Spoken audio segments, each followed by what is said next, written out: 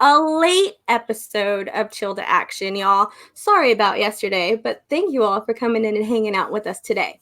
We are super excited to be here tonight. I got my mod Paul in the house. What's up, everybody? You know me. I know you. You love me. We love you. I'm fighting a little bit I got to tell you, I'm fighting a little bit of sickness here. Some kind of death plague coming over my house. Or as Kim, my wife, has said, it's a man cold. Either way, we're making it through. Men are big old babies when they're sick, so this is going to be fun.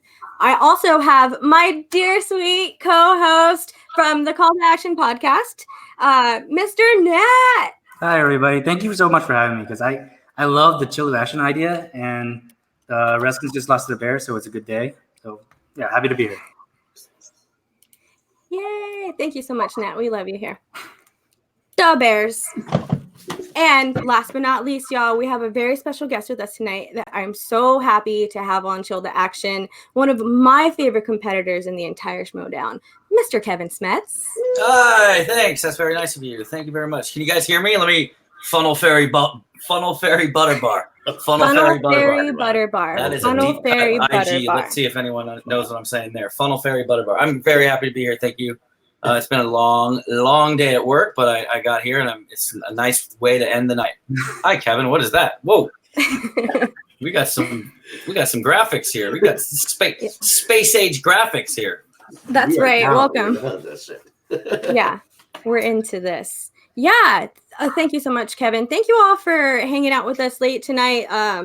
Speaking of long days, y'all, I had a super long day. I just got back home from Austin. I just drove in. I'm super tired. So this is going to be a great episode. I'm super pumped to have Kevin on here. And I'm so tired. I'm thinking about vacations.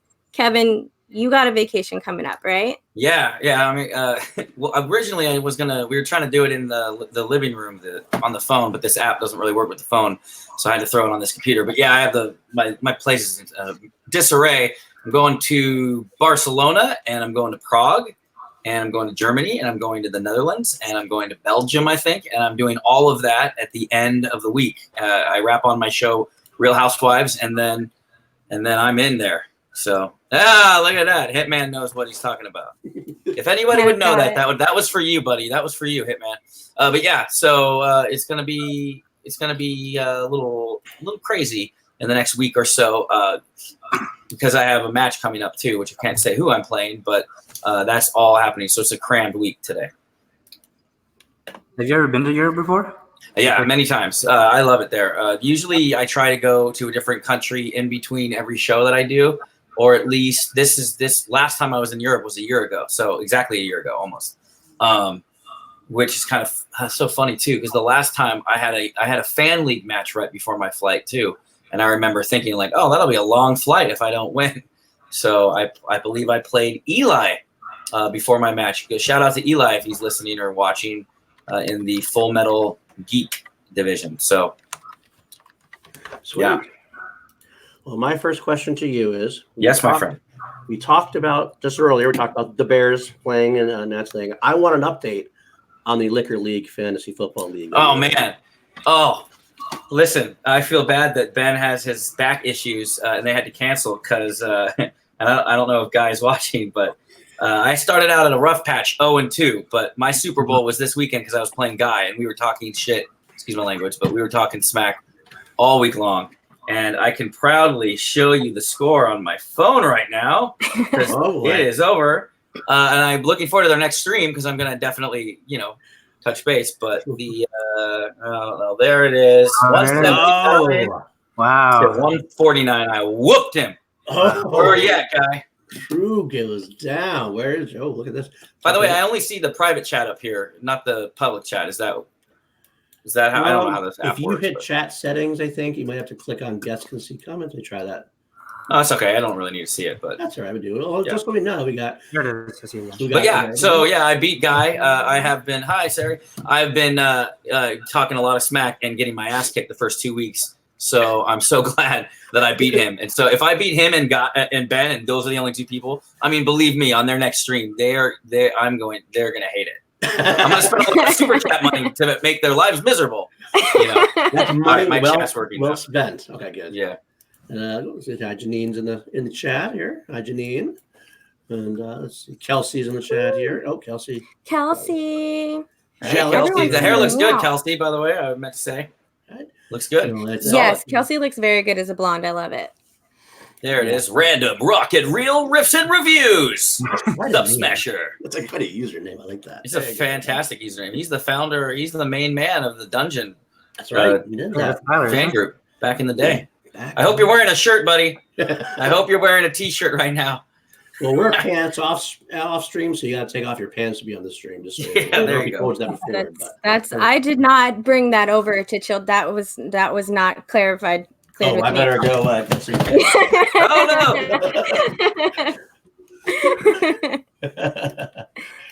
Anyway, so going on. You can do whatever you want. It's fine. Oh, I can do. Thank you. I appreciate it. I assure you, at least I am wearing pants right now, so I haven't packed them just yet in the bag. So let's go to the next thing. The SD network that's coming out that Christian has made the big announcement about. Yeah. What are your thoughts on that? And do you have any ideas about it? Do you want to touch base? I've kind of sensed it for a while. I kind of knew that he was up to that. You can kind of see the writing on the wall for the last 6 months. But yeah, I knew that was coming up, and I've had several conversations with him. I actually have helped out with the studio. I've had some stuff that I've had, like green screens and just gear that I've been helping out with to really boost anything I can do, because I believe in it. I think it's great. I love the logo. It's totally like ESPN, and I think it's going to be something for everyone, because I mean, a lot of people, myself included, when they merged Movie Trivia Schmoedown into the Schmoes Know, I remember thinking like, oh, cool, but I missed like their programming too, because it kind of got all taken over. So like the fact that we're getting all of that back, we're getting all Schmoedown content, and you're getting more Schmoedown content, with all of us too. Like we got some great ideas in the works that I don't even want to begin to talk about or tease, because I'm horrible and I always will spoil it. But I got, my main man, Hitman, and I have a fantastic idea too, and it's going to be great. So we're really looking forward to it. And as far as a fan, I'm looking forward to it as well, because just seeing like the other, there's just going to be so many options for it, and I think it's going to help with the revenue stream too. So it's nothing but positive for that. So I'm excited for that, and it's only going to get better. And the things that I've heard, and I can't even tell you. And by the way, and Christian makes fun of me all the time, because I always pitch him. I always send him stuff. And most of it, some of it sticks, some of it doesn't. But I told him, he's told me some of the show ideas, and they're fantastic. So yeah, it's gonna be great. Nice. I can't wait for that. I can't wait for that either. There's a lot of potential there. And I like you guys are gonna love it. You will love it. The idea of the not necessarily like a test run of shows. You get to see something, and if it works, it works. Yeah, absolutely. It leads to such great creativity. And they're not necessarily all Schmoedown related too. Like, so that, right. You know what I mean? But you'll get to see another aspect of your favorite Schmoedown pros. Is that what they call them now? So the Schmoedown pros, like WWE superstars. That's right. Yeah. That was the bait thing. I like that title. I really like the idea that that's a good one. I really like the idea of having different podcasts on it, because I love to listen to podcasts. So having more content in that way, I am super pumped about. Yeah. And some of our ideas, there's a lot of user-based ideas. Like I could, the only thing I could say, like our idea is it's not niche, but it is very creative in a way that you guys get involved with us too. That's all. I don't want to say anything else, but it's really good, and we're gonna have a meeting with him, I think, right after I get back from Europe. So it'll be fun. I have to say, it's already kind of a known quantity, a little bit, especially in the action world, because Ben and Drew have been doing these live streams, and the interaction, just in that alone, has sparked a great community of the Action Army in a way. I think that's so. I think if Christian saw that and can.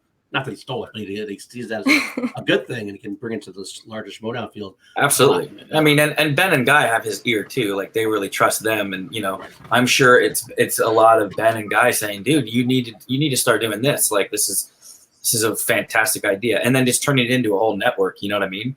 It's great. Awesome. Yeah, I mean, a big reason I'm such a big fan of Schmoedown is because of the personalities, and any excuse to watch them in more content is always a good thing.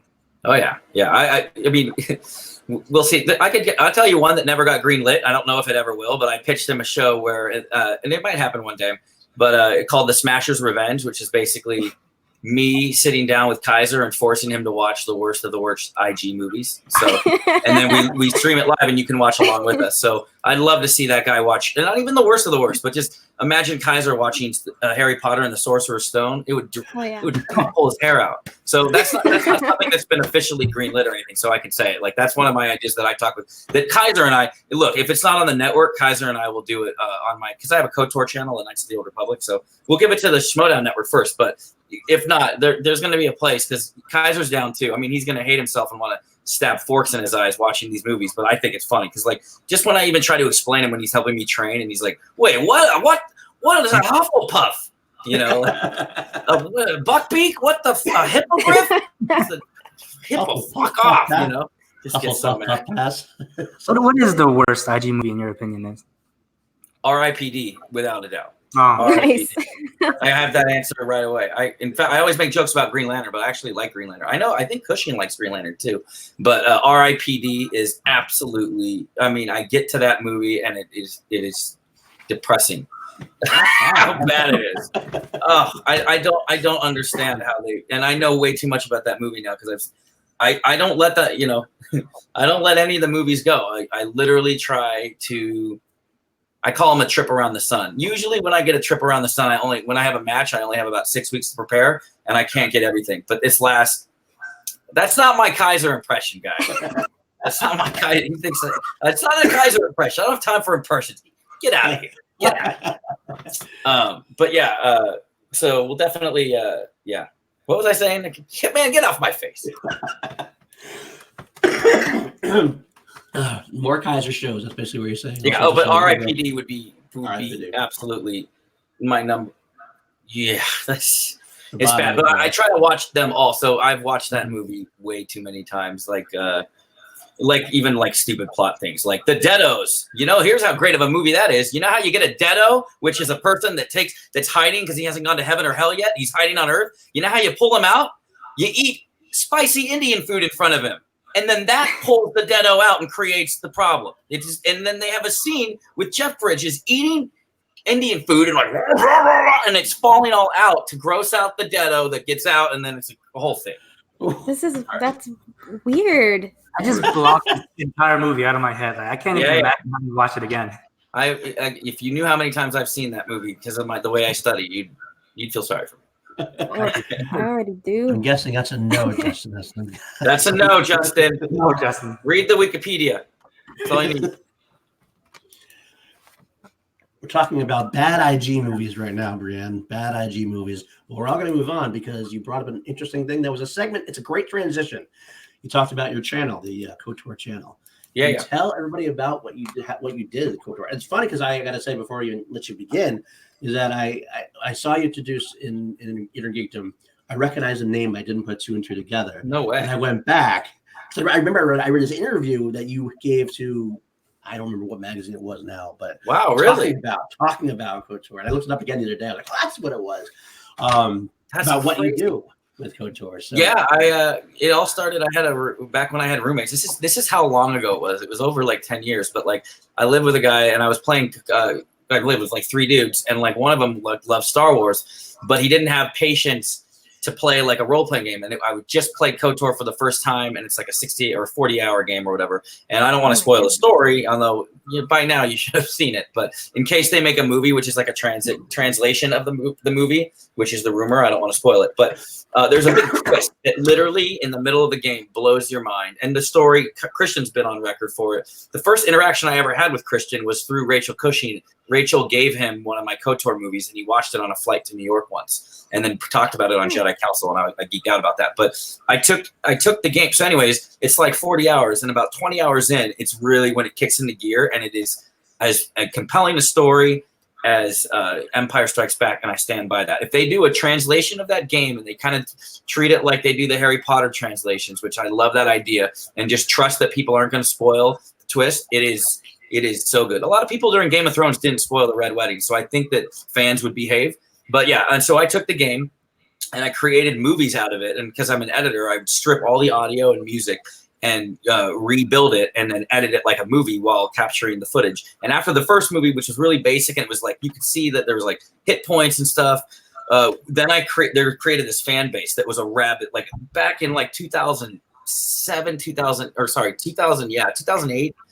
2007. There was a huge fan base that was dedicated to it, and there was a couple people that were really good at hacking games and opening up and doing CGI, and they contacted me how they wanted to help out with the movie. And then for the second movie and the third movie, they were literally, it's just like what you'd see when you're doing a CGI or when they're doing a Clone Wars episode. I will do full animatics that look like South Park, where you could just see it's like cartoons and stuff like that, and I'll fully score it. I'll fully get the actors to voice it, and then I give it to these guys, and they open up the game like a toy box, and they can literally they are creating better cutscenes that were in the game when it released to the public, and we created full movies. And it's been 10 years now, pretty much. Pretty much 10 years, so more than 10 years, but it created a huge fan base, and we got to play it in like film festivals on the big screen, and fans from all over the world. I remember, because it's been so long now, that I get emails occasionally or messages on Facebook. They'll track me down and they'll be like, hey, back in 2006, I got this one email. I saved it somewhere. I posted it to the KOTOR group.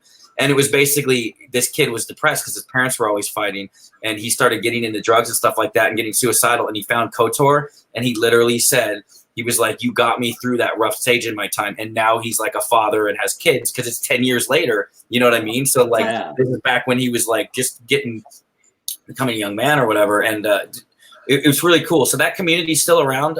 We haven't released anything lately. To be honest, Schmoedown kind of derailed it for a little bit. Just because it's been so much that goes into being on that, and I have a full-time job.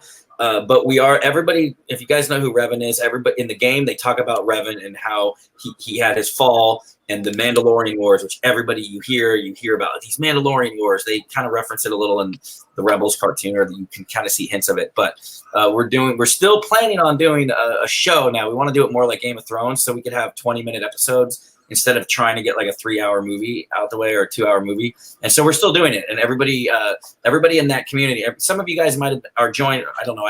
I posted about it, and maybe some of you guys have joined the Facebook group. But yeah, work's been underway, and cool. And over there. Oh, cool. But work's been it's so much fun. It's like Radio Rush. But work's been underway, and if you guys want to, you can see it. I'm really proud of it. The third movie, I think, that we did, like, it stacks up. I mean, it doesn't stack up. I'm not going to say it's as good as like the original trilogy or the movies or anything like that, but we get a lot of fans that say, that they either hated the prequels, that they find our movies, they're like, thank God we found this, or some people that hate the sequels now, and they're like, oh, this reminds me of my fandom, back in the day. So it's really cool. And, we still get our haters. This is why I've been pretty easy. It's so easy to deal with like the haters and the Schmoedown, to be honest. Like when I get a lot of, when you debut or people that don't like me and stuff like that. Cause on KOTOR, we are still making these movies off of a 2005 game. So like it is, even though they have used the PC version, which is extreme HD quality visuals, it's still the 2005 game. So we would get we used to have a podcast where I would call it Comment Kamikaze, and my co-host would pull all of the mean negative comments and read it to me on air, and I'd respond to them. So they'd be like, what is this, Atari graphics? And I don't know what they are. He just reads them to me. So it kind of prepared me for the Schmoedown, because when the first time it's funny, you get a million positive comments, but you get that one comment where the guy's like, why does it look like the Smasher needs to take a shit on stage? You're like, who is that guy? Screw you. That guy noob. Yes. Noob Slayer. What is it? Hannah would know. The noobs, the Infinity War Endgame. Noob Slayer 69. Yeah. But yeah, so that's KOTOR. That's his nerd show. Yeah, it's my nerd show. Oh, it totally is. People like it. Yeah, it's funny. Yeah. Come on, Brandon. Come on, Hitman. He's never seen Star Wars. Come on now. Janine also saying that's super cool. So, but yeah, I know Miss Movies has been wanting to know. She's like, what is this KOTOR thing? Like, so that is it. And it was a huge part of my life. It still is. And we're still working at it. We literally, the guys, they're geniuses. for our first episode of this Mandalorian Wars movie, I literally already did the full animatic of our first episode. So I gave it off to them, and now they're animating it. So until it gets back to me, where I deal with the New Bastard 69, that's right. When I bring it back to me, where I get all the actors involved, and that'll be fun. So stay tuned. We've been posting a little more updates lately about that. Sweet, very sweet. Now, other question. I'm into Star Wars. Like, I've seen all of the movies, all of that good stuff, but I'm not into, or I've never been. I don't read any of the lore. I'd love to get into the lore. Like, that's part of Star Wars. As this conversation with Matt Kearns. So shout out to Matt. I need you to tell me again what it was that you suggested that I start out with. I really, really want to get into the lore. So I've never. I think you'd like Lost Stars. I like Lost Stars. That's a great book. Oh, Lost Stars is phenomenal. And watch the original trilogy first, then watch Lost Stars. It's like it happens throughout Lost Stars, and it's just. And the number one thing I always tell people, and that gets them to want to read it, and it's not spoiling anything, but there's a scene where no one knows on the Death Star why they're outside of Alderaan, and one of the characters who you come to like, he's like, oh my God, this is my hometown, Alderaan. Like, I didn't know we're here. He's like, maybe when we get some shore leave, I can show you like where I grew up or blah, blah, blah. They have no idea. And they're Imperials. So like you see this side from like, well, what does an Imperial think when their home planet just got destroyed by their own army? So it's great. That's not a spoiler. Like that's just a side thing. And they really do. And honestly, like they make, I don't want to say anything else. I'm the worst at spoiling things, so I got to shut up. I'll add it's kind of cool. It's Romeo and Juliet. It's Romeo and Juliet story with the rebellion and the empire. But like Kevin says, it goes through the series, all those high points that you know of from the movies, and it takes it from different perspectives. So it's kind of a good way to be aware of what you've already seen, but like it's still a new story to you. Yeah. And imagine if you knew, and then one of the other things, it's not really a spoiler, if you knew someone on the Death Star and then you're in one of your Star with the Christmas special, jeez. If you knew someone on the Death Star and then they have a great scene where like one of the people is out in the ship, like in the float, like the ship's outside the Death Star, and they're all of a sudden, they can't get a hold of everybody. There's shades. Well, there's shades of just imagine if all of a sudden everybody you know is on that thing and you just saw it die, like explode. You know, it makes you feel for both sides, which like in the, the Revenge of the Sith, there are heroes on both sides. There really are, you know? Yeah. Hannah's full of something tonight. Hannah with the quips. Hannah with the jokes. That's our show. It's going to be like a late night talk show with Hannah, and I'm the guy with the drums, and I just with all his jokes. Oh, that's probably a good point. Tell you everything, but okay. Well, another question I had in my mind is during your training, going back to Schmoedown for a second. Sure. During your training for the for Inner Geekdom, since you have to watch these movies so many times now, have you rediscovered any like long lost love that you hadn't seen in a while? And at the same time, is there a movie now like you just hate, even though it's a good movie, you just hate watching because you've seen it so many times now? Yeah, it's so funny. I really liked Star Trek Beyond, and I didn't really like that much when it first came out, and I love that movie now. I without getting too much into my studying or whatever, but I usually, no, I can't really say what I do from study because I don't want to hear it from Roxy and everybody, but Star Trek Beyond is one that I follow. Movies that I used to watch and I like all the time. I used to love Chamber of Secrets, which is weird, and I dread that movie now because it's like when you open up the movie and it's 2 hours and 42 minutes and you're like, God, you know what I mean? So, you know what's funny is growing up, I always loved when they were longer geek movies. Like, oh my God, this is gonna be so great. It's like 2.5 hours. Now I respect and love those movies that are like an hour and 40 minutes. Give me those movies all day long because it just means it's one more down the tank. Yeah, but and I used to watch Lord of the Rings once a year. That was it. Like around Christmas time, it was kind of a Christmas time thing. And then I've watched because those movies, those movies are so deep with all the names and stuff you need to know. So those are the ones that before every match, I usually watch all of those. So, when you have only a certain amount of time to study, you try to get the movies that you think you're going to focus on. But every match I've had so far, so what am I? I'm 4-1. So I've seen the Lord of the Rings, all 6 movies 5 times since my debut in February. And so, and I love those movies, but when I get there now, it's it's like I could almost recite them, but you can't skip them, you know? Of course not. Absolutely. But yeah, and like Star Trek Beyond, and it's funny because like in my studying, I'll finish a series, let's say. I don't necessarily do that anymore that way, but I'll finish a series and then I'll find myself a couple days later like, oh, I like thinking back like, oh, I missed, because you're so into it, you know what I mean? Mm-hmm. And I love The Voyage Home. Trek The Voyage Home is just fantastic. That is so good with the whales. The whales, right? Yeah, that was good. And I never was a big Star Trek guy. You know, IG got me into Star Trek, to be honest. Like when my season's over, whenever that happens, I will look forward to seeing some of the Star Trek content that's not movies, because I literally have only seen a select few episodes of Next Generation, but only the movies. And I like that.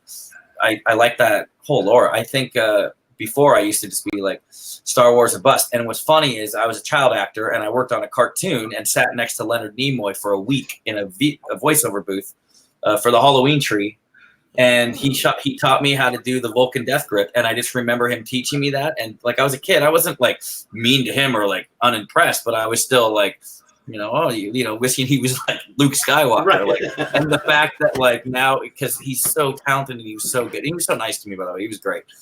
Because he voiced the main dude in Halloween Tree, and he sat next to me, and he was really nice that whole time. So I was really devastated when he died. But like now, knowing how much I've seen Star Trek and how much I love those movies, and I would have geeked out if I sat next to him. Like I would have freaked out. So it was probably good that I was like, "Well, you don't have a lightsaber?" Like I never said that to him, but yeah, pretty much. Oh, whoop! That got that. Also, it looks like the same thing happened to Hannah. Same thing. Yeah, I was not going to speak for him, but we've had conversations about that. Like him and I share now a love for Star Trek. It's pretty cool. He says First Contact, and I would agree that's up there. That's on the list for me too. First Contact. So. Brian wants to know: are they ever going to add Percy Jackson and Diary of a Wimpy Kid to intergeek them in Waverly? Let's do it. Over the league. Let's do it. Bring her into the dungeon. Nice. Well, you just had that recruiting picture where we don't know if you were recruiting Brienne or Brienne was recruiting you guys. It was kind of never know. We never know in the Schmoedown. I won't say anything. Don't know yet. Okay. Well, another thing we could talk about is the tag team tournament on the way. Since you're not involved in that, why don't we get your thoughts on that? If we can. Yeah, I think I gotta go with my boys, the Loose Cannons. I mean, oh yeah, here, let's take a look at that. Oh, great! What a great app this is. That's pretty awesome. I didn't fill out my own bracket, but let me just do it real quick. I would say, I'm not gonna say each one, but like I would say that the final 4 I would say would probably be my guess. Okay, good. They're not on that side. So you got Time Machine there. I think there's a couple ones that are just going to, like, I would say it's going to be either Time Machine. Are they on the site? Oh, yeah. So I think it's going to be Time Machine on the bottom of that side or whatever. And they're going to face the winner of Odd Couple Shazam. And I don't know who that'll be. And these are just all guesses on how they'll go. And I think Loose Cannons, I gotta go with my dungeon guys all the way, Loose Cannons all the way. But I think it's gonna be pretty crazy if they get a chance to face Who's the Boss. And then you got the family. They're on a everybody's like discounting the family. They're on a run, dude. Brandon's not, obviously. Right? If the family wins the title, isn't it they had to go like 8-0 because they are? Forgive me, I don't know their exact record already, but like, haven't they won a certain amount? And like, if they win, that's mean they had to go like 8-0 to get it, or like 7-1. Yeah, you better say that, Kev. I would say that already. Time Machine's going all the way. I know you're in here. Everybody's in here. You got the family on one side. You got the Janine on the other. Okay. Family? Are you sure, Brandon? Is it the family you're rooting for now, or is it Who's the Boss? You can't ever tell with you. That's fired from Brienne. But, Jeremiah. We changed the locks after Hannah pulled that nonsense. Yeah. Well, that's really a question. Yeah. Was Hannah going to be in each faction at one point throughout the. That's gonna be a run. That would be funny.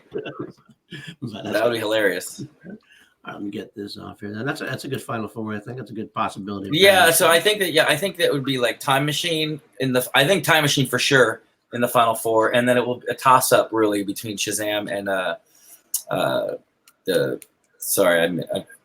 my brain now. I forget what side of the thing I was looking on. Could you love that? Whatever. Yeah. Okay. But yeah, and then Loose Cannons all the way, buddy. Right. Come on, Loose Cannons. You got the champion there. I mean, the champion hasn't lost, so I can't imagine he was going to lose in a tag team match. Zipper's also like incredibly underrated too. Like that's a really good team. Yeah, absolutely. It's gonna be a great tournament. Like I'm really looking forward to that. Brandon, you got no class, and that's not a Kaiser impersonation either. Shut up. Can you do a Kaiser impersonation? When I'm drunk, I can. Hit me up when I'm drunk. Next time I'm on the show. Next time we'll I can give you like it wouldn't be like a dead on audio of him, but I could just tell the things when he's been great for me because he's imperative to me because he's just been so great. I couldn't do it without him because he's the one who keeps my head above water. It's if you guys don't know, it is a really stressful thing to be in the Schmoedown, to be honest. And when you're building up and you have this match coming up and then you're studying and then you freak out about one thing or you freak out about another. And he's always the guy that's just, and he does it out of love, but he's always like, what are you doing? Like, relax. Like, shut up. You relax. You're not wearing the fucking mask. Relax. You're not going to look like Sub-Zero in your premiere. Finish him. We literally, well, I'll get to that mask story later. But yeah, so... Yeah, he would just always, I could do one impersonation. It won't be his voice because I can't really nail his voice. But I just remember early on, you're really excited. And I think I was 1-0. I beat David Moore. And then we were doing our back and forth with Jay. And then I beat Jay. And then I was like, oh, and I had all these ideas of like, I wanted to do this and like, let's do a video. And he would just look at me in my edit bay because we worked together at the time. He'd be like, Kevin, just get to 3-0 and then we're gonna talk, all right? Get beat Hector and then we'll talk. Like he would just slow me down because I wanted to be like, well, let me call out blah blah blah and blah blah blah. And he's like, just get to 3-0. So maybe Garth is right there. There it is. That's actually a good point you bring up about Kaiser because like there's always been talk about manager of the year, and a lot of people have stepped forward. The Roxy. I mean, it's more obvious what Roxy is doing as far as calming Schneider down, who's been more. I was there. I sat right next to Roxy. I told Roxy this in New York. Like she showed like she is a amazing manager for sure. And she was up there, and there's a photo I think that I forget who took it, Sari or of us like looking up on stage like together, and like that was a pretty cool because we're both fans too. Roxy and I are fans first and foremost. So, and I was up there in the position of, or I was playing acting manager because Kaiser couldn't be there. And Kaiser wanted to be there. Believe me, like kayfabe aside, in our industry, like there are certain times where you just can't get out of anything. I am sure there's going to be one day where I'm scheduled to be in a match and I have to pull out last minute. Like it's really hard, for him, especially when you go on, he has to be on set. I'm an editor, so usually I stay in the edit bay. But when the show's in production, Kaiser's on set, so like he couldn't get out there, and I know it killed him. Like absolutely killed him. But yeah, seeing Roxy manage up close, like it was good. She's great. She's fantastic. I think that I got to go with my boy Kaiser. Obviously, he's got the world champion, and he's one flub name away from maybe having another champion too, because. And I put that on me. I sometimes feel bad that I couldn't bring gold home for him. So that's a lot of why I've been so focused on getting better because I want to make amends for that. I want to make that right. But I think that right now Kaiser is definitely in the lead for manager of the year. But like if I'm looking at this outside of that, kayfabe aside, I mean everybody's not paying attention to Ken and Grace too. Like I mean they're doing amazing right now. You got not all the belts, but almost two out of the three things. So Intergeek them in teams. So, but yeah, it's going to come down to the wire. I don't, I'm not sure how I got to go with my boy Kaiser though, because I can tell you Kaiser, what he doesn't do, and he doesn't, obviously you guys know, it's obvious he doesn't know most of these Inner Geekdom movies, but that's not what he does for me. Like, he helps me get on a regimen. He'll come over, bless his heart, and study and not know what he's reading on these index cards, but he'll still do it. You know what I mean? But the number one thing for him that he's done for me is, and we've seen it with competitors before, you know, that have a lot of it has taken their toll where they have to leave or step away, because it is you know, when you start to lose the fun of the game, when it's not fun anymore, it really weighs on you. And my character especially, because I told this to Kaiser too. I'm like, why couldn't I have come in like smiling and happy like the kid? Because like when the kid comes out, he's yay, fun. And if he loses, he's just gonna be like, oh, good job, man, you beat me. Where it's like, I come out like I'm gonna destroy you, and if I lose, like, it's embarrassing. Like, I should never lose. I should be undefeated and destroy everybody and kill. So it's a lot of pressure. So when I feel that pressure, you know, he's coming over actually, because it's a game week for me. He's coming over on Wednesday and going to calm me down a little bit. So, well, yeah, he does a lot of that. He does a lot of just keeping my head in the game, making me feel good, and you know, reminding me that that we're best friends and we get to do this together. I mean, it's crazy that we get to do this. We get to basically be wrestlers and not have to break our backs or kill ourselves. You know what I mean? So like, I got, you know, going into my match on Saturday, you know, I'm looking forward to getting that underway, and I'm going to try to have fun with it. So. And this there it is. I believe you're talking about, Sarah. Just send it over to me, so I got it up real quick. Oh yeah, that's it. That's So I was up there, like right there, and I texted her after the trip, after New York, and was just like, I saw it up close. You know, like if it's not Kaiser, you know, it's her. She puts so much heart into it, and you know, backstage you can see that they were both relying on each other. You know, so. I saw that and I respected that, and just being from someone that was trying to do the right thing for Paul and being out there for him and acting manager, it's hard work to do that even then. So, you know, I think that there's a lot of good cases to be said for both. I hope Kaiser wins. I think he should win, because I think he's going to win, because I think I'm going to be the champion at the end of the year. So he'll have Oyama as champion and me as champion by the end of Spectacular, hopefully. That's my goal. And then there's what can you say? That's the answer. So, you know, we'll just win it for Kaiser. You could have loose cannons too, depending on how that goes. Absolutely. Oh, yeah, you can have all of them. So there's a hot take. So much. That's not a hot take. That's a good take. Oh, nice. Now that could be something exactly we don't know about. But very cool. It's good to hear you talk about Kaiser like that. I know that there's a lot, like anytime people debate about managers in the Schmoedown, it's always kind of those two specific things between Roxy and Kaiser, because it seems like Roxy and Kaiser are in the lead running for Manager of the Year. And those are always the differences. Like, Roxy's more personal with her people and stuff like that, but we don't get to see it with Kaiser. So I'm really glad that you touched on that, because I mean, the things you guys don't see, you know, with Kaiser and me, and that just goes because he's like been my best friend for several years. So like, but he in that capacity, he really, and I know he's done a lot for Paul and Zip too. So I mean, it's just his work is a little more behind the scenes, and obviously we all know that he's not seen a minute of Lord of the Rings, or if he has, he probably wanted to kill himself. So we obviously know he's not necessarily imparting me with all of the wisdom, but he is helping me get on a schedule. He's making sure that I'm keeping up with it. He's calling to check in how my head is. And like I said, when I'm on set too, like in San Diego was a lot was on the line. I had my family there. I thought Lavik was a wild card, to be honest. Like, I knew he had his two weaknesses, but just like Hector, if he didn't land on those weaknesses, I think it's going, you know, all the way to the 5-pointer.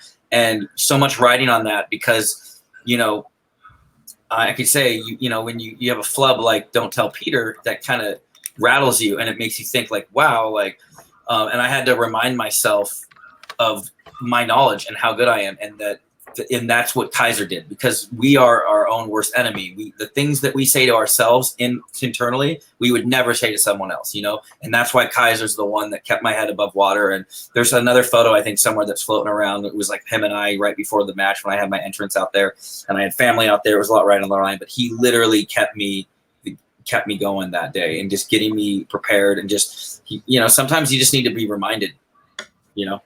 Absolutely. Of where you're at. Well, it's good to hear that. It's like it's not as visible as always. It always came across that Kev was your Kev. Kaiser was the mouthpiece, and he had the mouthpiece thing over at Roxy. Yeah. Roxy was doing the more managing. So it's very interesting to hear you say that. I'm gonna see how it goes on. Of course, Roxy also has she only has the odd couple, making it a little more difficult for her as well. Because Kaiser has that chance to have all the championship, all the belts, as Roka was saying. Get it on the cannons, get it on my shoulder. That would be fantastic. And then there won't be an argument. Then no one has to argue about it. I might as well do that. That's what I'm gonna do for you, Kaiser. Wherever you are. It's probably under my bed, making sure I'm watching Star Trek 5. Also, we start hearing Star Trek music in the background. It's just him coming out of the screen. Yeah, and obviously the behind-the-scenes stuff and things we don't see is super important. But I also think that Kaiser has the best mic skills of any of the managers. Like, he's just what I think about when I think about a classic wrestling manager. Like, he brings the entertainment. He's just such a huge persona. Like, that's what I love about we created that persona. Like, that persona, it's him basically, but on steroids. But like, oh, thanks, buddy. Thanks, Nerd Chronic. And he if you ever have him on, he'll talk to you about it. But like when we were early founding like what we were going to do in the edit bay, like, oh, how should we come out? And like, we had a bunch of ideas and stuff like that. But the one thing we wanted to do, and he's a fan of the old school wrestling. I mean, he grew up with Hawk and Animal of the Road Warriors or Legion of Doom. So he knew Bobby the Brain, like, because his dad was an umpire and was friends with all those wrestlers. So like he grew up in that. So he knows how to play ball. He knows, like, he'll feed, without saying who he's fed lines to. He feeds lines to the other people. So when sometimes you hear someone get a good zinger on us, that's not necessarily them. That's him, because he knows that a higher tide rises all ships. Yeah.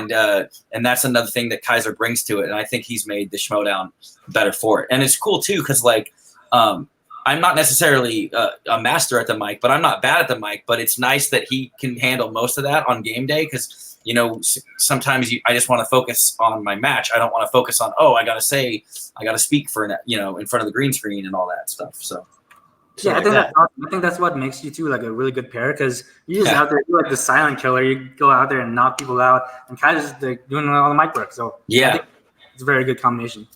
Yeah, I love it, and I get to do it. Thanks, Frank. I get to do it with my best friend. That's the best part, is when I get to walk out in San Diego with my friends and family there, but like also it's just that we're coming out like wrestlers, and it's like I get to do this with my best friend. Like there's nothing better. You know what I mean? Win or lose, there's nothing better. And just thinking about like when I see my bag behind me, because a year ago I was going on a Europe trip and I was training for Geekdom, but it was for Full Metal Geek. I had no idea if I was ever going to get in the Schmoedown or not. So the fact that I get to do it now, like, I'm blessed, and I'll never, I'll make sure to do my best always, but I'm never going to take it for granted. So. And Janine says she saw it, like we all saw it in San Diego. So yeah, that's the thing. To piggyback off what Janine's saying, definitely there's I said it in the post game, but. And I have further now. I mean, that was 2 months away, so I have further refined this. But the fact that I stop and answer the questions, even when I know them and I want to like answer real quick, I'm not doing that anymore. So it's a different smasher up there. Oh, God. That's funny. Well, you guys are too kind. Now it is time for our favorite segment, although you've only done it once. But Frank remembers it. Last week we did a section called This or That, where nice. I'm going to read out two things on either side, and you're going to have to tell us which one you prefer, want. Could be just what you want to talk about. Could be something you want to talk about because you hate it. Doesn't matter. This or that. Let's just go forward. Okay. First one we're going to ask is the same question we ask everybody on the stream. Team Guy or Team Trader? Oh, man. There's only one right answer. There's only one right answer. I mean, I'm gonna have. It's too tough. You can't ask me that. Go with your guy. I mean, you know what? I feel bad that I whooped Guy's ass in fantasy, so I'm gonna say I'm Team Guy. I'm gonna take a cheap way out. Team Guy. And we literally drank all the tequila off a plane on the way home from Houston. So that's my guy. But then again, I've gone out with Ben and we've drank a lot too. So, but yeah, I'm going to go with Guy because I whooped his ass in fantasy. I cannot wait. When's their next stream? Do you know? They're in trouble. He's in trouble. Yeah, Ben will take a couple of days off. I think it'll probably be one this week. I would think by Wednesday or Thursday if everything goes right. Or Drew will probably do his own stream. Yeah. Their own. If they do one together, it'll probably be next Sunday. Gotcha. So, okay. The second one I'd have to see. I had one before, but you kind of answered it before. My initial thing was going to be Green Lantern or Catwoman. Oh, Green Lantern, too. But you like Green Lantern, so that kind of ruined the whole thing. So. Catwoman, Pitoff with the score by, I'm not going to tell you the score because I got other potential opponents in here. So I'm not going to tell you the score, or who did the score for that. But yeah, I would say Catwoman, that loses me when they play basketball and she's grinding up against them in front of a bunch of high school kids. It's horrible. What a terrible movie that is. Oh my gosh. Yeah.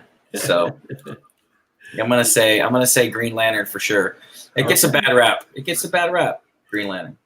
I only actually saw it once, so I can't really tell either way. I will revisit it eventually just to see. I think it's been so lauded and hated on that if you see it now, you'll be like, well, it's not that bad.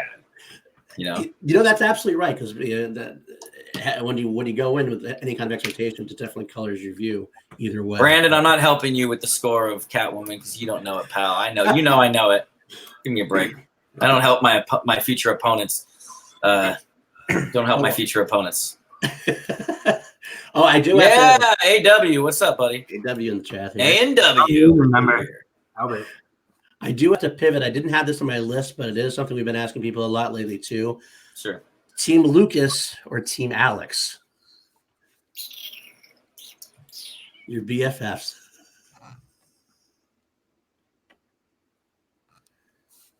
I abstain from answering that question. Abstain. I'm Team Smets. How about that? I'm Team Paul. Right.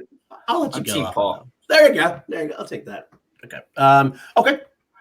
Live event or studio taping? I'm going to say live event. And everybody, I remember Roxy talked about that on live, and she's like, well, Kevin's going to go to San Diego. I'm not sure if he's ready for that. I can say that for me, I like doing it in front of a live crowd, and the lights to me don't feel as bright when you're at a live event. I don't know if it's maybe because the crowd is just a little farther away. That studio is really tight. Maybe it's because the last time I was in that studio, I still have the PTSD from saying the wrong name, and I could attribute it to that. I mean, I've had a lot of success in the studio. I was 3-0 in the studio. So, but I just remember thinking that being on stage was going to be a lot more nerve-wracking than it was, and it wasn't. And I love that Kaiser was up on stage, right to my right. Just the logistics of being on stage, it felt more at home for me than it does in the studio. So a million times out of a million times, I'd rather perform live. And the lights, the people, the crowd does not affect me at all. I mean, I almost had a perfect game in San Diego. So it gets, when you're tight, when you're in this tight crowd, in the studio is really smaller than it looks, and when you're in there and you feel all the eyes beating and you have the lights on, it's and I've had some pretty intense, the stare down with Jay and him calling me a bitch right before we go. Like, there's a lot of, you feel that, and you feel that in, just like in collision, that room before our match when we're getting ready to, I mean, that other people that were there can speak to what the atmosphere was in that small studio. And I think that you can't measure. So for a fan, maybe, I think maybe in the studio for something like that, for a big match like that, you can, I was there for the final Shower Wolves match, and that was really emotional. But for me, being on stage and doing it in front of, do it live, it's good. Yeah. And Janine obviously agrees with you on that one as well. Yeah, and I do agree. I was talking with her. I scoreboard watch too much, and doesn't matter who my opponent is going to be next. I don't care about what they're going to do. I know what I can do, and I'm not going to look at the score. So I get to say for my future opponent, whoever he will be, I'm going for a perfect game, because that's just eluded me. I almost got it in my debut, and I almost got it in my last match, and it's just they're little things, I'm always answering round one questions a little too deep cut, I think. I think that happened with sort of a Lindale, although I should have gotten that one. Sorry. The I screwed up the Boston Ass one in San Diego. But other than that, So we'll see. Okay. Got a few more left. This one was a popular one from last week. I wasn't going to bring it up this time, but everybody liked the question. James Spence from the Call to Action podcast, or a gaping chest wound? Oh, a gaping chest wound all the way. Are you kidding? We're 2 for 2 now. Right? Well, come on. Okay, so just kidding, Spence, wherever you are. Don't know if you're watching. Love you, buddy. He'll watch later, and he will. Love you, pal. He'll hate me, but it's okay. It's all good. Yeah. The gaping chest wound, like, is it getting healed, or are you pouring salt in it? That's a good topic. I mean, you could say it's being healed. I mean, watching James is like a gaping chest wound. But we love James. James. It's been a running bit in the podcast for quite some time now, Nat, right? Yeah, I mean, like, James is so important to the podcast. Like, without him, there would be no podcast. But he's just such an easy target. He's fun, but what's good about him is he can handle it. Like, he can dish it out and take it. Oh yeah, that's what it is. We wouldn't give him shit if he was super sensitive and everything. Like, he knows we're kidding. Yeah, that's been our whole relationship the entire time I've been on the podcast, is how much shit I can give him and how much shit he can give me back. But they all started over Bohemian Rhapsody. Actually, that's how it started. That's exactly how it started. That's right. Okay, I got 2 or 3 more here. Go ahead. In your thing, well, Star Wars or the MCU? Oh. Before. Got him. You can qualify it any way you want. I'll give you that out. You can qualify it any way you want. I mean, I grew up loving Star Wars. Empire is still like my favorite movie. I recently rewatched it, and it's just so pitch perfect in everything. The humor. If you could ever see that movie live, if they ever do a retelling, a binge movie thing before the next one. If you could see that movie live with like Star Wars fans, you'll realize how funny of a movie that really is. Like, there are so many laughs. Like, you're just so used to watching it on TNT on your couch or on Blu-ray or whatever, that you're not thinking of. So there's so many funny moments on it. So I got to go Star Wars, but like Endgame, like the watching the portals scene on, like, just the amount of, it's almost like apples and oranges right now. I don't know. It's so hard because Endgame kind of changed it all for me, and I love Cap as a character. But yeah, it's amazing, Frank. I agree. And so many funny moments in Empire. See Empire with a live crowd, a live likewise crowd, and you'll love it. So I still got to go Star Wars, because Star Wars just gives me all the feels. But at Endgame, that was just an emotional night too. You know, when you're seeing it. But Star Wars for sure. We'll see how they stick the landing with 9, though. You know what I mean? I'm excited. I think I'm cautiously excited. I think they got me back. I think so. Yeah. Not that I actually ever lost me. I'm looking forward to another the score too. I love the music of Star Wars. So that's the best part of it. It's actually another character, really. Yeah. It's probably the most important character, to be honest with you. I've been trying to land on scores and soundtracks since my debut, and it hasn't happened yet. So I'm really hoping. Was that a secret strength of yours, then? No, it's just I don't care. It's a favorite of mine ever since before Schmoedown for 10, 20 years. Like, yeah, movie music, unbelievable for me. So, and that's because, like, in the KOTOR movies, I literally scored those entire movies. Like, because the game music's fine, but it felt like video game music. So if you guys look up any clips from KOTOR and you see it, I will have a scene that literally blends, because I'm an editor too, and and a music editor that blends part of Star Wars. Like, I would always have Star Wars theme, like the Force theme and like the dark side theme and stuff like that, but I would intertwine it. And there's one piece of music where I intertwine Star Wars, Muppet Treasure Island, and what was the other one? And Harry Potter, Fox the Phoenix theme. Like, so yeah, scores and soundtracks, I don't care if people know it's a strength of mine, but I've been trying to get that on for a while. Sorry, what Roxy. Song from Muppet Treasure Island. That's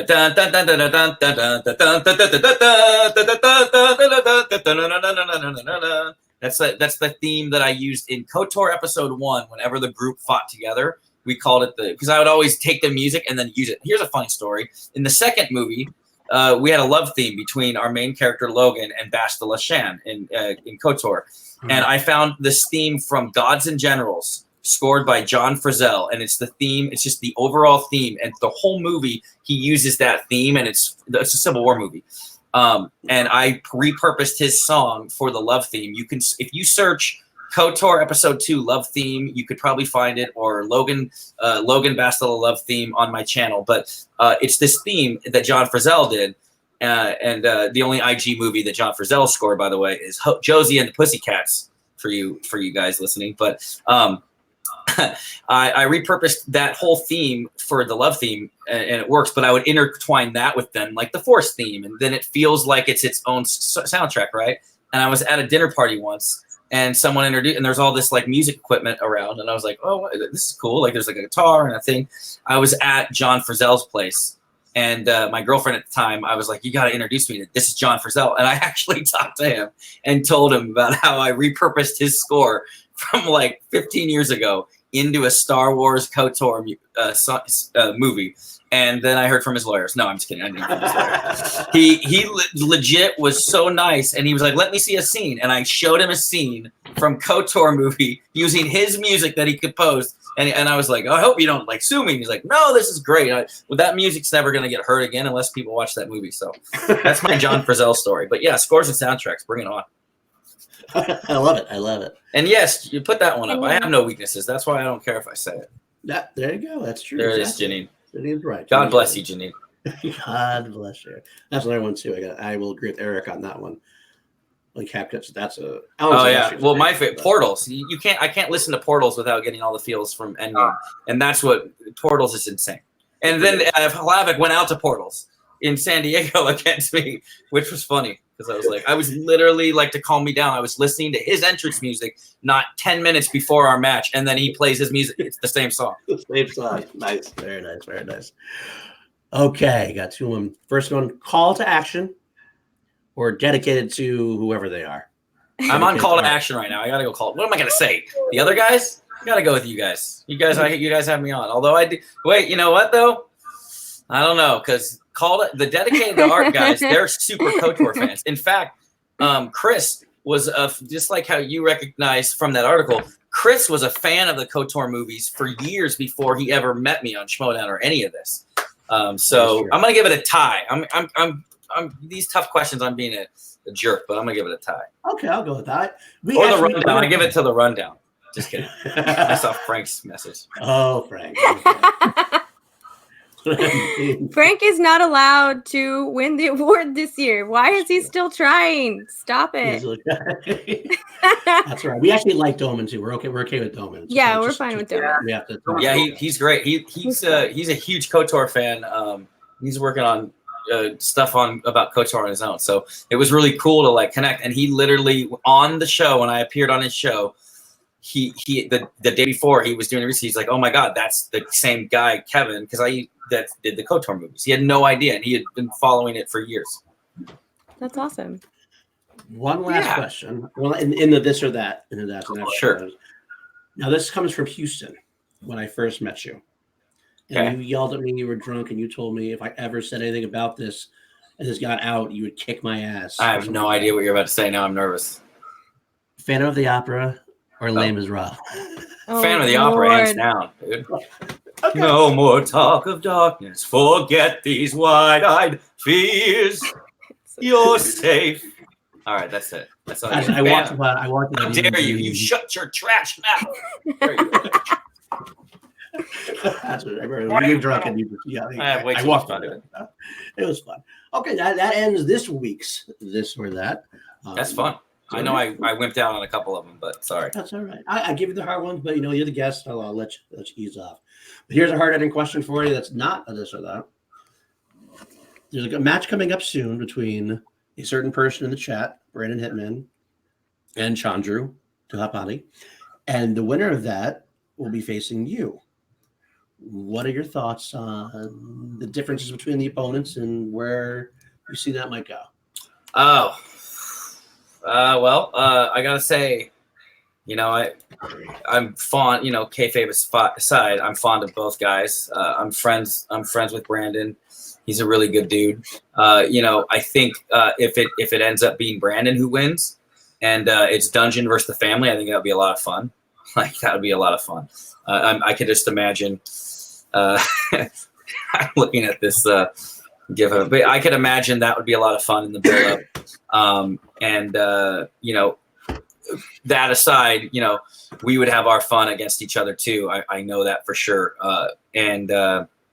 The thing with him would be, just I know that he likes the character work too that we do, and we can really get into it and really make it fun. Just like when I first, you know, Jay was I was friends with Jay before Schmoedown, or at least I started to get to know him before that, and he was so on board with creating this like aura of. I mean, I was a nobody. I was 1-0, a new guy, and we had this whole videos back and forth, and then the tearing us apart in our debut. And I think that if Brandon gets by, I think that it's him and I, like we'll make a good show out of it for sure. I think that and his knowledge too is good. So I mean, these new guys, like it's a new era. I'm not saying that the prior era was they're any less, but I think the new kids, as we're going to call them kids, they're proving themselves rather quickly. You know what I mean? Like like there's no one that I think that I would be able to run over. I think that my easy knockouts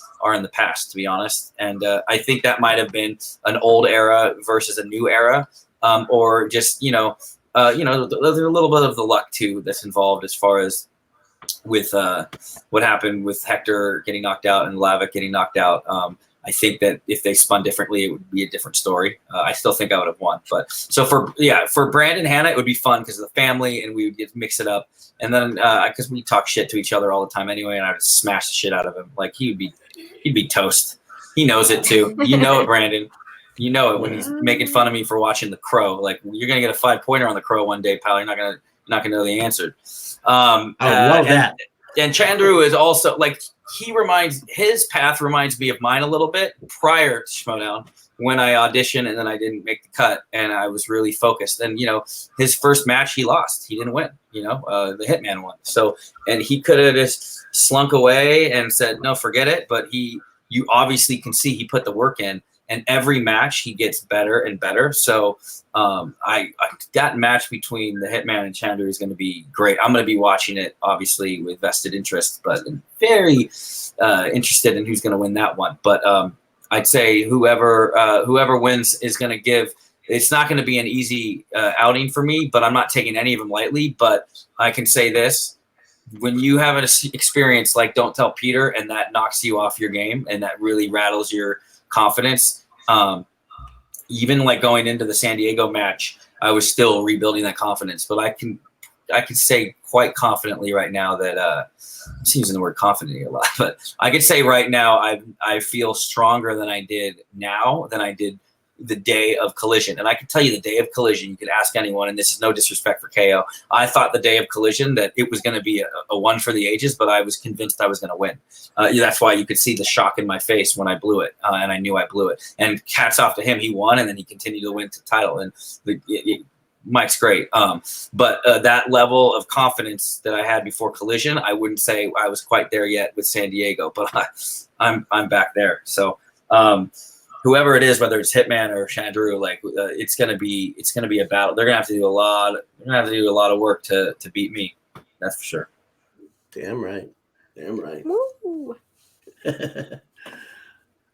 When you do have the inevitability of facing Mike Kalinowski again, it's going to happen because it was such a classic match. So no matter what happens, you're going to face him again. Can you do us a favor and maybe just change your music up just once? Oh no.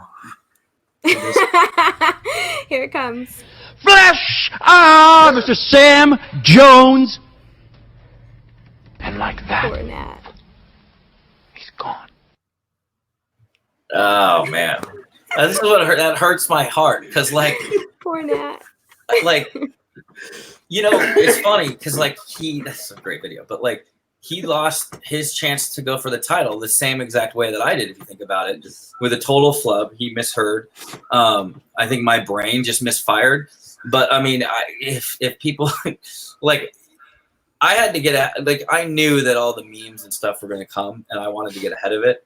That's not a joke. On Monday after I lost on Saturday, on Monday after work, I watched Spider-Man. And I watched that scene with the subtitles, and you just have to get it out of your system. I think Mike is such a professional that's already out of his system. The thing with Mike is I know what you want me to play his music up against him. It's like, but I flub the same way. I think we all flub the same way. So, and Mike's the kind of competitor where you do something like that might fire it up more. And when you don't want to piss a guy off like Mike before a match, because I don't think it makes him worse. I think it makes him stronger. So if you know what I mean. So we'll see. Some people do. You're right. But the throwdown with Janine and Mike, that's going to be fantastic. I'm going to get to be there. I'm really excited for that. I think Janine takes it this time. I think that Janine's going to win. I want her to win. Yeah. I think that Mike is going to be busy with his title. He's got title defenses to think about, and he's got someone knocking on his door, whether it's me or one of the two other guys coming for him at Spectacular. And let me tell you, what either three of us, we're coming there guns blazing. Like, it's going to be a different experience for him. So I'm going to take Janine, I think, on Saturday, but I think it's going to be a freaking awesome match, dude. Yeah, for sure. Absolutely. Well, we're going to open up to any questions from the audience as well while we keep talking, because it's starting to reach our wind down time. Now is the time, y'all. I did see one earlier. It was football related, if I can find it. Football. Packers or Bears? My best friend Heather loves the Bears. One of my best friends, Heather. So I got to go Bears. The Bears. The Bears. Again. But I'm a Rams guy. I'm an LA guy. I don't know what my Rams hat is, but I grew up watching the Rams, and then they moved to St. Louis, and I cried, literally cried on the last game. And then when they came back, I was there. So Rams. I answer Rams. Okay, I'll take that. But you said Bears first. I'm just gonna cut you off right there before you want to okay. So the edit, I'm gonna make it sound that you just said Bears and we're good. Anybody else? Let's see as I'm going through. Got that. I'm not sure what he means, but maybe you know what that means. I don't know what that means. Explain yourself, Eric. Eric, you know idea. We don't know what you're talking about, Eric. You gotta. Yeah. Garth had a question. Will you? You do. Will you think about recruiting Chandru into the dungeon? That's a Kaiser question, man. Like, if he wants to add more IG firepower, all for it. But right now, like, as far as I'm concerned, him and the Hitman, they're people that are in the way of my redemption tour. And my redemption tour started on that Monday when I watched Spider-Man, and my brain has been focused laser sharp on getting back to that title match. Getting back to even the number one contender match. So, right now they're not welcome in the dungeon. So maybe see how it pans out later in the year. Fair enough. We got, let's see. Sorry wants to know, founding fathers or no eruption in Orlando? Well, since I didn't go with Mikey this Saturday, I'm gonna give the win to Mike. He's just on such a roll. He's on such a roll. I hate to do that here because I love Roca to death outside of the Schmoedown. He's been one of my biggest supporters and great. The talks we had after my colossal loss, I'll never forget. So, but I'm just gonna, if you're thinking outside, if I'm just thinking as far as the momentum, I just think that Chance right now and him. I mean, Chance just like he's unreal. He only missed one a couple weeks ago, last week. Yeah. He's on a roll. And if you have Mike anywhere near that level, they're going to be tough to beat. So I think the founding fathers are dedicated and focused on. They don't want to lose to these guys again. So I mean, that's going to be fantastic. This is going to be a good match. Okay. If you ever did teams, who would you want to be paired with? The Machine, of course. Breaking up the time machine. That's hot take. Come on, break up the time machine. The Smash Machine, dude. Welcome to the Smash Machine. Fantastic. It'd be fun. I remember I pitched. It couldn't work out, but I pitched. It would be fun to team with Zipper in IG because we're in the same faction, and I was really pitching. It couldn't work out, but Hector and Lavick versus me and Zipper in San Diego would have been fun in the first ever IG team. So I think IG teams are a long way away, if ever. But the more it gets stacked, that's why I love guys like Hitman coming in and being awesome, and Chandru, and like the more the merrier, because the more talent we get in IG, maybe they will be able to expand into teams. Because I would love to just focus on half that wheel. Believe me, that would be fantastic. I would have to watch Lord of the Rings again. I love Lord of the Rings, but Done. Absolutely. My Eric has now explained himself. You said you owed me a shirt after you heard the story. Oh yeah, I'll get you your shirt. I haven't forgot about you. I got to study and I got to match and then I got to go to Europe. After Europe, I haven't forgotten about you there, Eric. There we go. Oh, there's a good question. Without getting anyone in trouble, one word reaction or feeling related to the nuke. Oh. Ooh.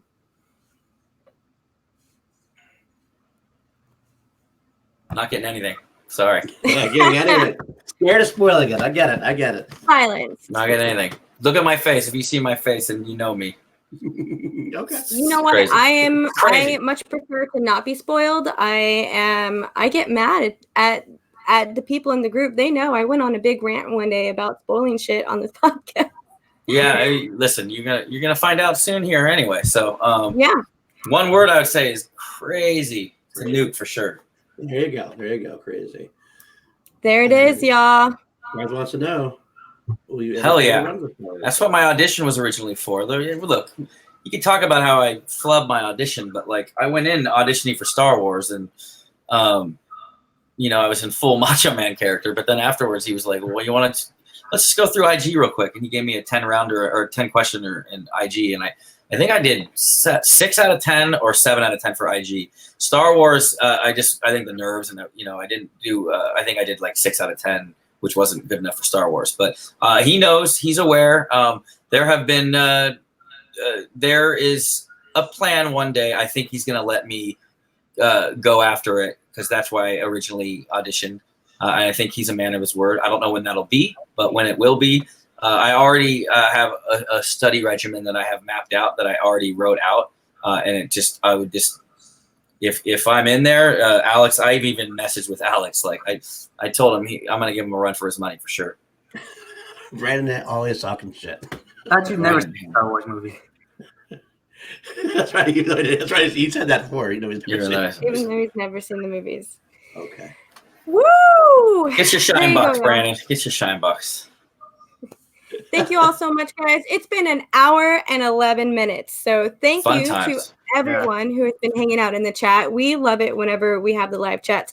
Paul and I, whenever we were discussing Chill to Action, part of our idea was to not have it live, was to just do it pre-recorded and then just have them premiere on the channel. And Paul talked me out of it. So thanks, Paul, because we really enjoy engaging with everyone in here, and we really appreciate everyone who comes in and hangs out in the chat. We love this community. We love everyone that's involved with this community. We appreciate the support and all of that. It's been great. So thank you all so much for hanging out with us. We're going to wrap this up, y'all. We're going to wrap this up. Paul, where can we find you? Find me on Twitter at Paul_Denuzio. I'll let you spell it Denuzio. And then, of course, you can find me at the Team Action Patreon. Patreon.com/Team Action. Always evolving, always got more swag. I mean, all of us are patrons. It has fun times. Let me keep my job as running their Patreon, so just get more patrons. Yeah. Thank you so much, Paul. I really appreciate you being on this with me. You do the best job in the chats, and I really appreciate it every single week. My super favorite co-host should be on this podcast. So sorry, Paul. Mr. Nat, where can we find you, babe? You can find me on Twitter at Nat. Or you can find me on Facebook at NatVu, and you should go like the Call to Action Podcast Facebook page at facebook.com/Call to Action Pod. Yeah, thank you so much. Make sure you check out our Call to Asian podcast whenever they premiere also. Just want to throw that out there too. I have a set schedule, but it's going to happen again eventually. Yes, thank you so much. Thank you, Matt, for pointing that out. Please, y'all, don't forget to donate to Matt and Caleb's GoFundMe account. It's on all of the Facebook pages, all of that good stuff. That's where you can find me, y'all. You can find me on the Facebook pages, on the Call to Action Facebook pages, the Schmoedown Facebook page. Most of the group pages, you can find me in there. You can also find me on Twitter at DannyJoy, DANIEEJOY. You can find me there, all of that good stuff. Thank you all for tuning in. Last but not least, Mr. Kevin Smets, where can the people find you? You're going to find me in the main event at Spectacular against Kalinowski. That's where you can find me. And you can find me at the GoFundMe page for Matt and Caleb. That was great. Brianne was amazing for doing that. And then, you can find me at Kev Smets. At Kev Smets, I almost can't. At Kev Smets on Twitter. Or if you look up KOTOR, you can find that. But if you really want to find me, you'll find me on December 7th on stage winning that belt. That's what I'm gonna be. All right. Well, then on that, we will say we'll bid our Peace out, everybody. Even you, Brandon. Even Brandon. Y'all have a good night. Thank you so much. Make sure to check out everything on the Call to Action